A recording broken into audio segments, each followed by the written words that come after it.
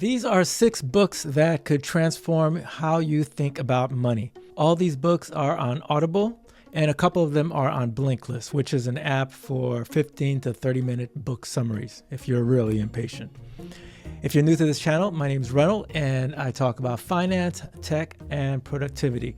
So if that sounds interesting to you, subscribe to make sure you get future videos. The Algebra of Wealth by Scott Galloway says wealth isn't just about how much money you make. He breaks it down like an equation. Wealth equals focus plus, and in parentheses, stoicism multiplied by time multiplied by diversification. Focus means get great at one thing. Stoicism means to stop recklessly showing off, buying Louis Vuitton. Time lets your investments compound, and diversification spreads your risks. That's the formula. Now in the book, Scott first talks about focus because in the long run, it's not about your passion, but competence that pays off. He stresses that you don't need to chase what you love, focus on what you're great at. I kind of agree with that, maybe at the beginning, but you still have to follow some of your passion at some point. You just have to be logical about it. Then he moves on to stoicism, which is financial discipline. He says, drive a boring car, ignore the inflation lifestyle.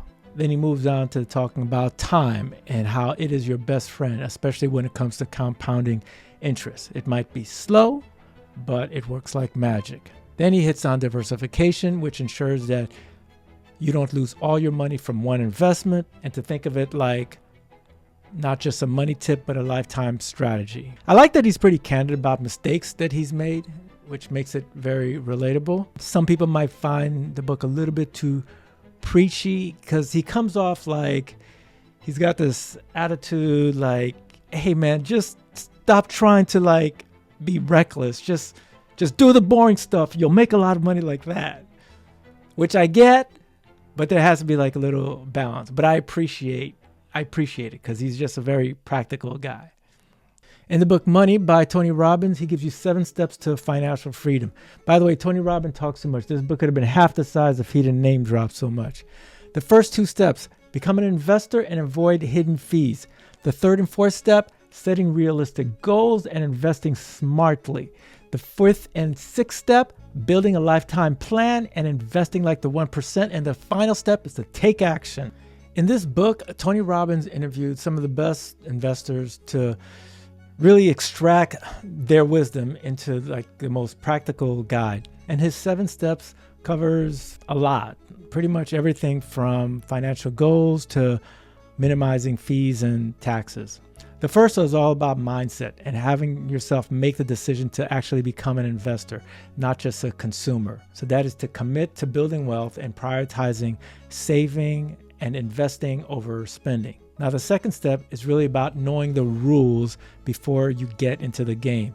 So that's understanding the financial system, the fees associated with it, and investment options to make informed decisions. This way, so you don't end up like overpaying for things that you could have just done for free in terms of financial strategy.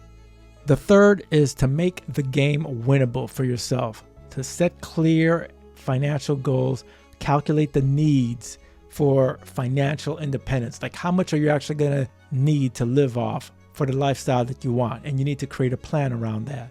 The fourth is to make the most important investment decision, which is asset allocation. Diversify investments across classes and balance risks and reward. Don't put all your eggs in one basket.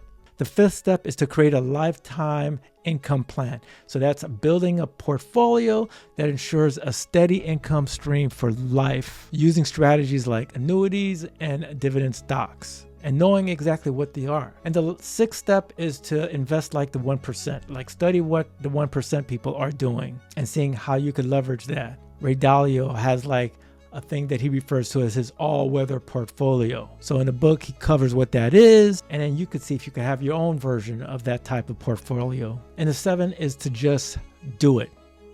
Enjoy it and share it. Take action, stay disciplined, and enjoy the journey and give back by sharing your wealth and knowledge. You know, he does talk a lot in the book. I mean, the book clocks in at around more than 11 hours, which is Why, I bet he didn't even narrate the whole book himself. He literally read the first and the last chapter. I'm like, dude, I don't know. Maybe it's just me, but I always feel cheated when I'm listening to an audiobook and the author gets someone else to read their book. They're like, yeah, go ahead, read it and pretend to be me. I'm like, come on, man. Anyway, good book to have. David McKnight's The Power of Zero shows you how to retire tax-free. You think you're done paying taxes when you're retired? Think again. The government's gangster and wants that tax-deferred money. So, the McKnight shows you how to move your money around to protect it legally. This book is pretty much specialized, focusing on how to achieve a zero tax bracket in retirement. McKnight argues that taxes are likely to rise, so you want to be able to reposition your money today to avoid taxes tomorrow. The idea is to land a zero tax bracket when you retire. And the best way to do that is to do it slowly by converting pre-tax accounts like 401ks into Roths, managing income thresholds, and using strategies like cash value life insurance, even things like municipal bonds to create tax-free income streams. And he explains all that.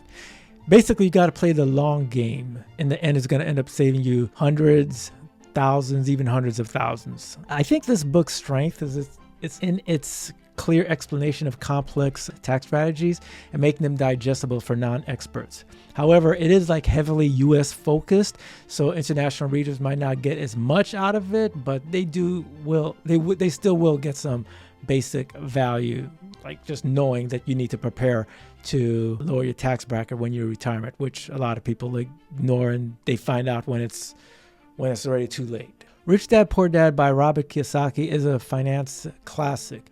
It contrasts two mindsets: the poor dad who works for money and the rich dad who makes money work for him via acquiring assets. Spoiler, some say that he made up the whole rich dad part, which is kind of shady, but the book still has value. But still a red flag. Kiyosaki's core idea in this book is that most people are financially uneducated. They work hard, pay bills, and never escape the rat race. Rich people think differently, though, and they build or buy assets that generate money without trading time. In the book, he introduces important concepts in order to help shift your mindset, such as cash flow, financial literacy, and understanding the difference between assets and liabilities. This is a mindset reset for anyone stuck in the paycheck to paycheck thinking. I don't like Robert Kiyosaki just because of some things I've heard about him online. You could do your own research, how he upsells people at his seminars. It's a little shady, but the book itself is golden, and there's a reason why it's really popular. I also think it could have been shorter, but either way, it's a good read. Jason Calacanis's book Angel shows how to invest in startups. He got in early on Uber and shares how to spot founders, get into deals, and play the long game. It's risky, but one big win could make it all worth it. Again, you could lose a lot. In this book, he dives deep into angel investing. He's backed a lot of successful companies, and he walks you through the evaluating process of startups, structuring deals, and managing risks in the high-stakes world of early-stage investing. He's pretty candid and has a no BS style of sharing his real-world examples throughout his whole career. I think the book's strength is its insider perspective, because you kind of feel like you're going through the journey with him when he's telling you the story about these deals and like how he dissects people that are pitching him ideas for companies that are supposedly going to be really successful, and he tells you how he weeds them out. So that's pretty cool. I also like there was a section where he talked about how someone tried to screw him over and he had to fly over to confront this person. I mean, it shows you how cutthroat it is. It's pretty amazing. And he doesn't sugarcoat it. Throughout the book, he shows that if you have enough deals and know how to network really well and a good sense of pattern recognition, that you could stack the odds in your favor. He also explains the mechanics of early stage investing and how it relates to building relationships with founders, because that's really key, the relationships that you have, and why startups with traction and grit are better bets. It's less about picking unicorns, but more about placing enough smart bets to hit one. Anyone that's interested in entrepreneurship should pick this book up, and especially if you're a high net worth individual. But even if you're not, this could make you one. So it makes my book list. Eric Tyson's book, Personal Finance in Your 50s, helps you make the most of this crucial decade. It's time to ramp up your retirement savings, revisit your insurance, prep for healthcare costs, and set up your estate plan. You still have time to win if you stop effing around. He doesn't say that, but that's what he's getting at. This book targets folks in midlife with specific practical advice to maximize their 401k and IRA contributions, to simplify their financial life, and be wary about scams targeting older adults. Tyson also explains how to approach long-term care, Medicare, and updating your will or trust. In your 50s, you're close enough to see retirement, but far enough to still shift the outcome. And that's exactly where this guide comes in. I like that this book was written in a style that it could be a reference rather than just having one long narrative, because it is pretty condensed with a lot of information.